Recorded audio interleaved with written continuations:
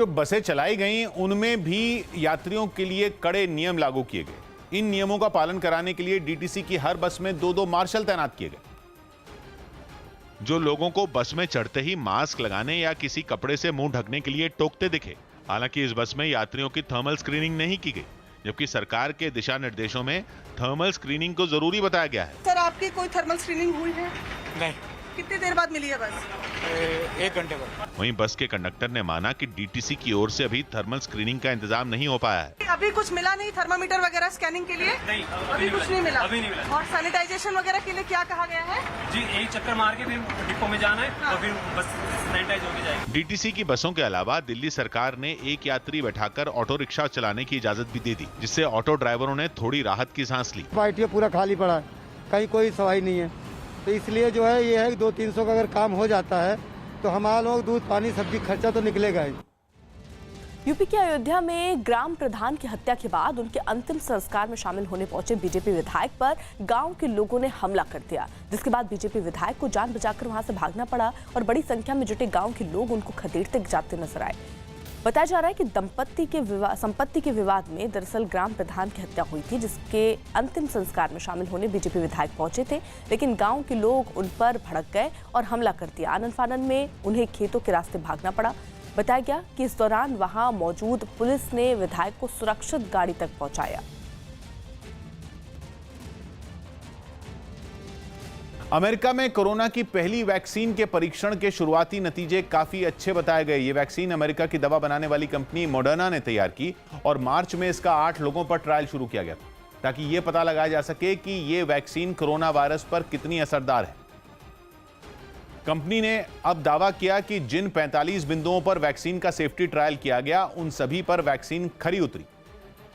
बताया गया कि जिन 8 लोगों को वैक्सीन दी गई उनके शरीर में कोरोना से लड़ने वाली एंटीबॉडीज पहले बन गई थी और किसी के शरीर पर इस वैक्सीन का कोई साइड इफेक्ट यानी बुरा असर नहीं दिखा।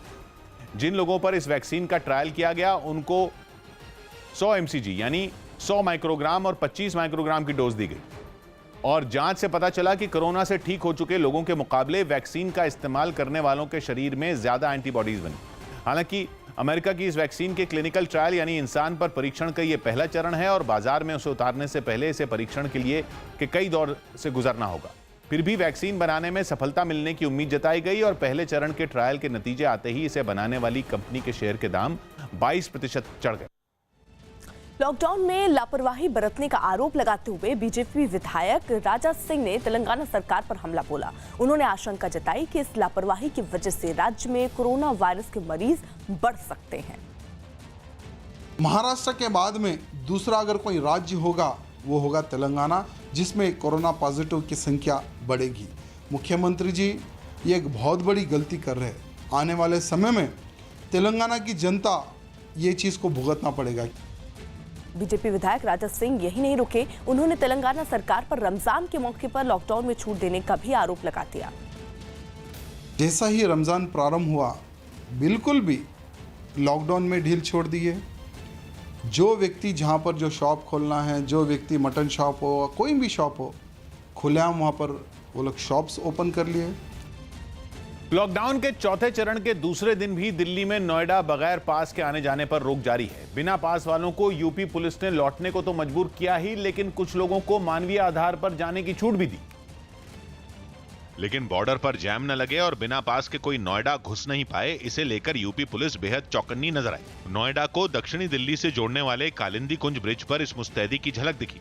दिल्ली नोएडा बॉर्डर पर लॉकडाउन 3 का जो स्टेटस था वही अभी जो है फॉलो किया जा रहा है। यहाँ पर जो है यूपी पुलिस के लोग हर एक गाड़ी की तलाशी कर रहे हैं, उसमें अगर पास हो तभी बॉर्डर क्रॉस करने दिया जा रहा है। यूपी पुलिस की ऐसी ही मुस्तैदी दिल्ली को नोएडा से जोड़ने वाले डीएनडी फ्लाईवे पर भी दिखी, जिसकी वजह से लोग जैम में फंसने से बच गए। यूपी पुलिस ने दोहराया कि बगैर पास वालों के लिए नोएडा के रास्ते बंद ही रहेंगे। बॉर्डर बिल्कुल नहीं खुला है, वही लोग जा पाएंगे जिनके पास वैध पास है। जिनके पास पास नहीं है उनको जाने की अनुमति नहीं है। हालांकि यूपी पुलिस के बार-बार ऐलान के बावजूद कुछ लोग उम्मीदों के साथ बॉर्डर पहुंच गए।